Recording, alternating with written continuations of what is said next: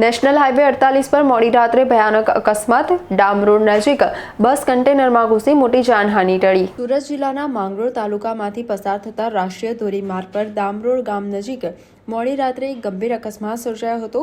બિલાડથી મધ્યપ્રદેશના રાજગઢ તરફ જઈ રહેલી એક ખાનગી બસના ચાલકે અચાનક કાબુ ગુમાવતા બસ રસ્તા પર ઉભેલા એક કન્ટેનર સાથે ધડાકાભેર અથડાઈ હતી। આ અકસ્માતમાં બસમાં સવાર 3 થી 4 મુસાફરોને સામાન્ય ઈજાઓ પહોંચી હતી। જોકે આટલી વિષમ ટક્કર હોવા છતાં સદનસીબે કોઈ મોટી જાનહાનિ થઈ ન હતી, જેનાથી તંત્ર અને મુસાફરોએ ભારે રાહતનો શ્વાસ લીધો હતો।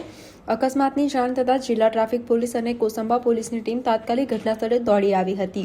મોડી રાત્રે રાષ્ટ્રીય ધોરીમાર્ગ પર બનેલી આ ઘટનાને કારણે થોડા સમય માટે વાહન ચાલકોમાં ભારે અફરાતફરી અને ભયનો માહોલ સર્જાયો હતો।